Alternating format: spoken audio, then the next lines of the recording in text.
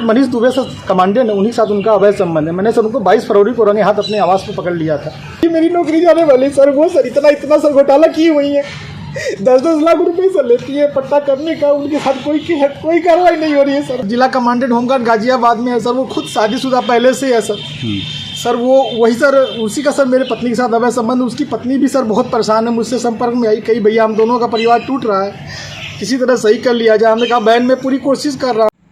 नमस्कार, मैं आकाश, आवाज़ इंडिया न्यूज़ में आपका स्वागत है। इस समय चर्चे में बनी है यूपी की एसडीएम ज्योति मौर्य। मैं आपको एक बात बता दूं तो अगर आप माने बेटी पढ़ाओ और बेटी बचाओ ये नारा सही है, लेकिन बहू पढ़ाओ और आगे बढ़ाओ ये नारा गलत है। आप अपनी बेटी पढ़ा सकते हैं, बहन को पढ़ा सकते हैं, पर किसी की बहू को पढ़ाकर अगर आगे बढ़ाएंगे तो आने वाले समय में ऐसा ही अंजाम हो सकता है।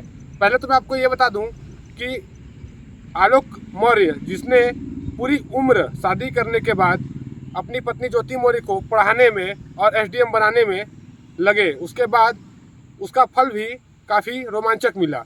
अब देखने की बात ये है कि इस एसडीएम के ऊपर कार्रवाई होती है या नहीं होती है। पूरा मामला इस वीडियो के जरिए मैं आपको दिखाऊंगा और बने रहिए आकाश देशमुख के साथ इस पूरे वीडियो में। आप कह रहे हैं कि जिस लड़की को आपने पढ़ा लिखा करके एसडीएम बनाया वो आपकी जान की प्यासी हो रही है, क्या पूरा मामला? सर इसका सर मेन कारण सर है मनीष दुबे के साथ उनका अवैध संबंध सर, जिसकी जानकारी सर हमें करीब साल भर पहले हुई, लेकिन सर उन्होंने कहा कि दोस्ती है। खैर सर हमारी पत्नी सर एसडीएम थी, उस समय इलाहाबाद प्रयागराज में सोराम तहसील में रहीं, तो मैंने कहा सर बड़े पद पे हैं, दोस्ती तो हो ही सकती सर, अधिकारियों से साथ बैठना उठना हो। तो मैंने सर उन्होंने मैं ये कह के टाल दिया, तो सर मैंने ध्यान नहीं दिया।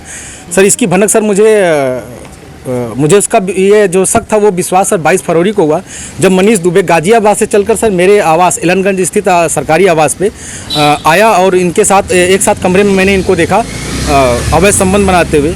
तब से सर ये मनीष दुबे और ज्योति मौर्य मेरे जान के पीछे पड़ गई हैं। कौन है, पूरी कहानी बताइए, क्या मामला? सर 2010 में ज्योति मौर्य के साथ मेरी शादी हुई सर।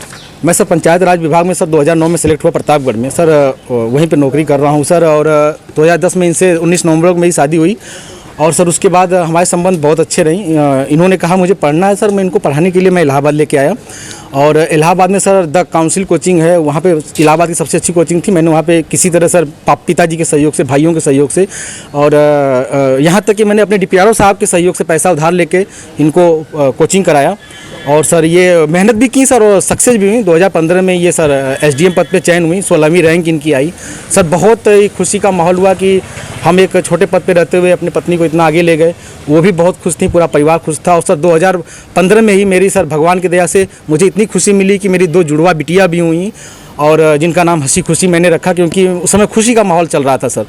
और सर बहुत अच्छा चल रहा था, लेकिन सर 2020 में ये मनीष दुबे जो जिला कमांडेंट होमगार्ड है उसकी एंट्री होती है हम दोनों पति पत्नी के बीच में। और सर घर इतनी तबाही पे पहुंच चुका है कि घर तो टूट ही रहा है, बच्चे तो दूर हो ही रहे हैं, पत्नी दूर हो ही रही है सर। यहाँ तक कि मैं मुकदमा भी मेरे ऊपर हो गया है और मेरी मौत की साजिश भी रची जा रही है।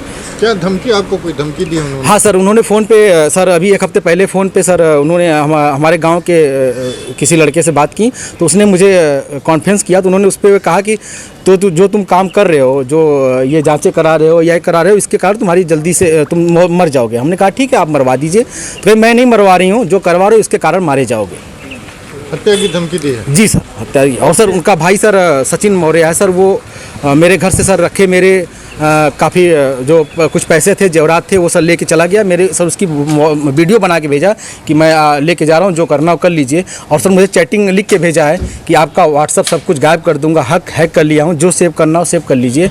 और सर उसने क्या किया कि मेरी सिम भी अपने पास रख लिया है, रख के यूज कर रहा है। मेरा बैंक अकाउंट है उसमें जुड़ा हुआ है सब कुछ, लेकिन सर वो मेरी जान पे सब लोग तुले हुए हैं सर। क्या वो आपसे तलाक मांग रही है? हाँ सर, उन्होंने मुझसे ऑडियो के माध्यम से कहा है, मुझे अभी तक कुछ ऐसा नोटिस तो नहीं मिला है, लेकिन सर उन्होंने कहा है कि तलाक प्यार से दे दीजिए, बवाल मत करिए, नहीं तो मैं आपको बर्बाद कर दूंगी। आपके डीपीआरओ से बात हो गई है, आपको बर्खास्त करा दूंगी, न नौकरी करने दूंगी न जीने दूंगी। आपने इसकी शिकायत कहाँ? सर इसकी शिकायत मैंने सर्वप्रथम सर उसी दिन धूमनगंज SHO साहब से की उन्होंने मुझे राजरूपुर पुलिस चौकी भेजा, मैं राजरूपुर पुलिस चौकी पे आवेदन दिया, लेकिन सर कोई सुनवाई नहीं हुई।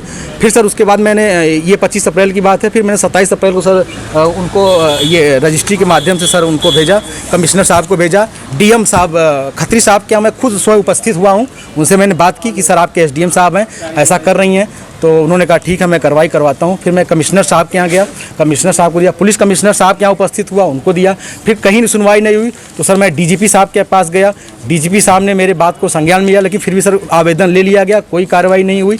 उसके बाद सर मैं DG home guard BK Maurya sir के पास गया, उनके यहाँ से मुझे सर कुछ उम्मीद की लौ दिखाई दी, क्योंकि उन्होंने मेरे आवेदन को तुरंत संज्ञान में लिया और टीम गठित कर दी है। डीआईजी इलाहाबाद उसकी जांच कर रहे हैं। मुझे सर कुछ उम्मीद लग रही है कि मुझे कहीं ना कहीं हो सकता है न्याय मिले और मेरी जान बच